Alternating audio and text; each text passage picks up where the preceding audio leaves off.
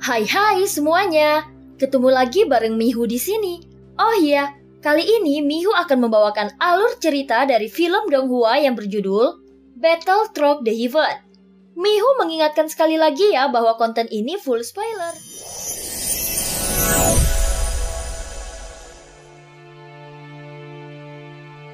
Melanjutkan dari kisah sebelumnya. Sebelumnya setelah melihat monster tak berwajah di depan mereka, seketika tahanan roh langsung bersembunyi ke dalam lengan baju Xiaoyan. Dia juga telah menduga bahwa kaki Daji ini telah terkontaminasi sehingga dia tidak bisa menekannya. Di saat Xiaoyan melawannya, sosok tak berwajah ini selalu terus memprovokasinya.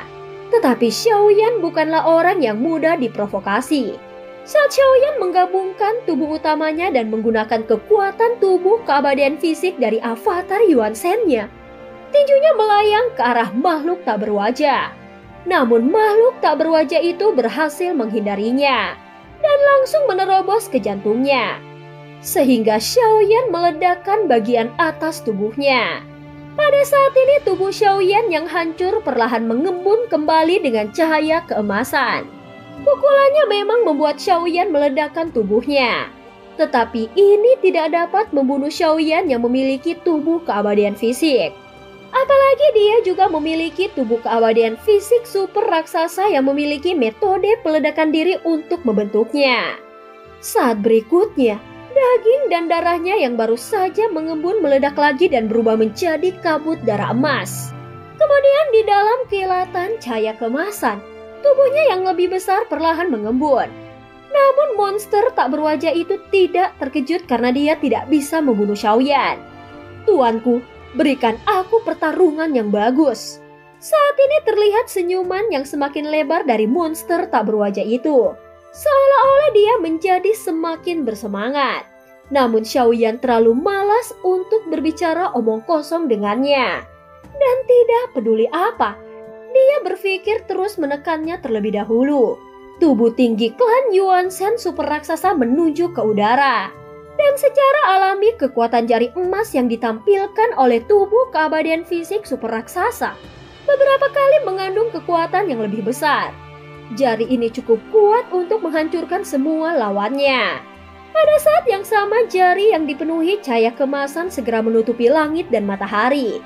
Monster tak berwajah itu tampak sangat bersemangat.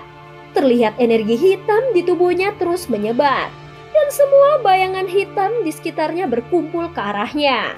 Pada saat ini monster tak berwajah itu membuka tangannya, dan bayangan hitam besar terserap ke dalam tubuhnya.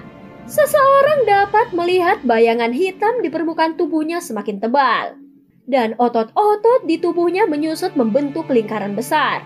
Dan sederet gigi tajam muncul di tulang belakang serta lengannya. Saat berikutnya cahaya kemasan dari jari Xiaoyan meraung ke bawah. Dan monster tak berwajah itu segera membuka lengannya. Sehingga cahaya hitam yang mengembun di dadanya berubah menjadi seberkas sinar dan kemudian ditembakkan dengan keras. Pada saat yang sama, seberkas cahaya hitam tiba-tiba menerpa ke tubuh Xiaoyan. Dibandingkan dengan jari emas besar yang menghalangi langit, pancaran cahaya ini sepertinya mustahil untuk bisa menandinginya. Tetapi pada saat keduanya bertabrakan, jari hitam seperti tinta itu tiba-tiba menahan laju jari Xiaoyan. Kekuatan monster tak berwajah itu sekali lagi membuat Xiaoyan terkejut. Dan yang membuat ekspresi Xiaoyan langsung menjadi serius adalah kekuatan yang ditunjukkan oleh monster tak berwajah itu tidak sesederhana yang terlihat di permukaan. Setelah menahannya sekian lama, dan tak lama kemudian terdengar bunyi suara klik. "Hahaha, berikan padaku jari ini." Kepala monster tak berwajah itu tiba-tiba terbelah lagi menjadi 5. Kemudian cahaya hitam tiba-tiba meningkat yang menyebabkan jari penghancur Xiaoyan meledak di bawah cahaya hitam. "Tuanku, mengapa kau menjadi lemah?" Menghadapi kata-kata sarkasme dari monster tak berwajah itu, Xiaoyan tiba-tiba melangkah maju dan mengambil beberapa langkah berturut-turut. Jejak kakinya yang besar langsung mengembun, dan siapapun yang berada di sekitarnya mustahil dapat melarikan diri. Saat ini gunung di sekitarnya juga hancur, dan sosok bayangan bertanduk yang tampak seperti iblis mulai muncul. Tubuh raksasa Xiaoyan seolah-olah berdiri di antara langit dan bumi yang membuatnya seperti dewa yang turun dari surga. Ini adalah 7 langkah dewa pembunuh dan keterampilan milik yang mulia. Saat melihat ini, tawa ganas dari makhluk tak berwajah itu sama sekali tidak menghilang, tetapi menjadi lebih arogan dan kepalanya terus bergoyang. Hahaha, Tuan, kau menjadi sangat lemah. Mungkinkah sekarang aku benar-benar bisa membunuhmu? Ucap monster tak berwajah itu segera melangkah dan kakinya menginjak tanah dengan keras. Kemudian ada 6 lengan yang tiba-tiba tumbuh dari tubuhnya.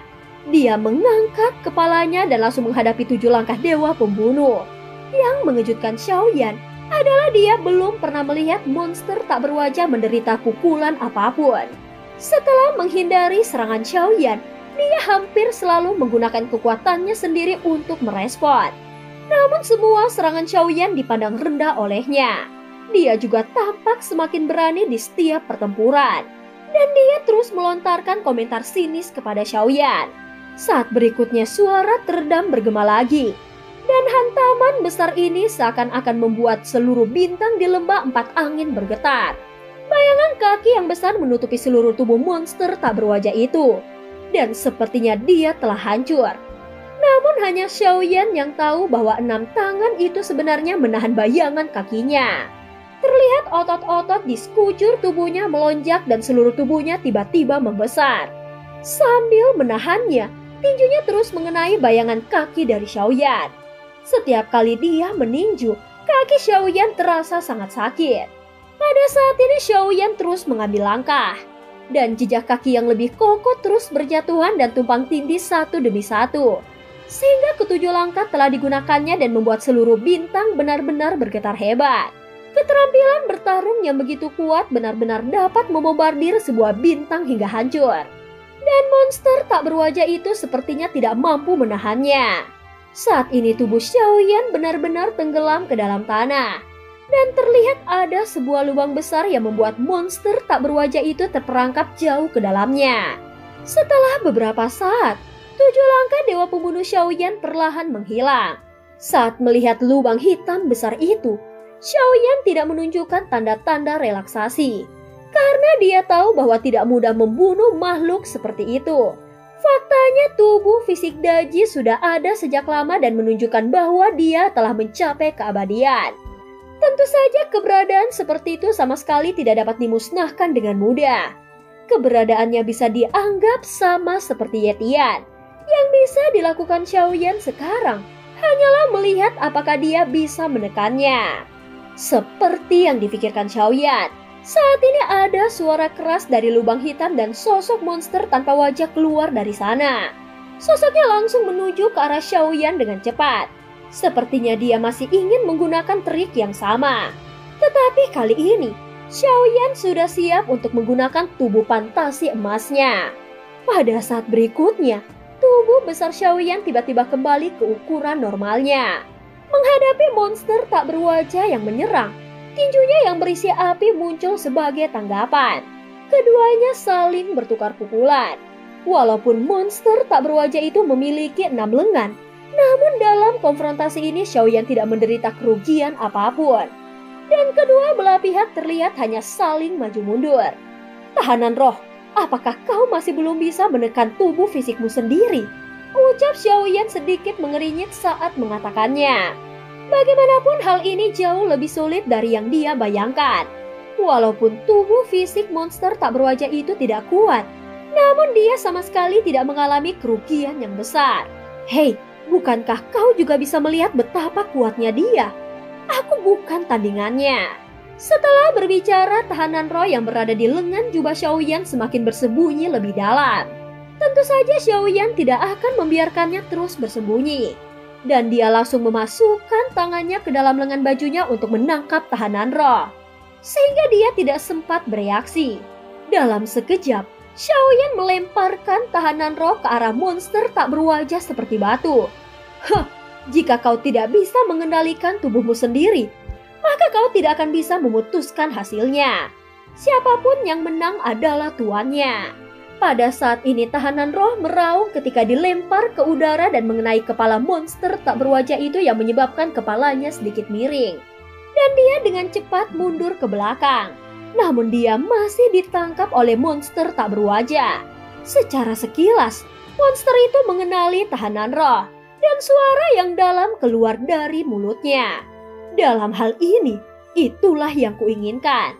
Pada saat ini tahanan roh tiba-tiba berbicara dan langsung menatap ke arah Xiaoyan dengan sorot mata yang marah.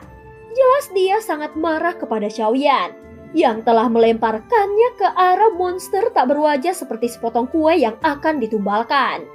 Dan cerita pun berakhir. Terima kasih udah dengerin Mihu dari awal sampai akhir ya. Jangan lupa untuk like dan subscribe. Sampai jumpa.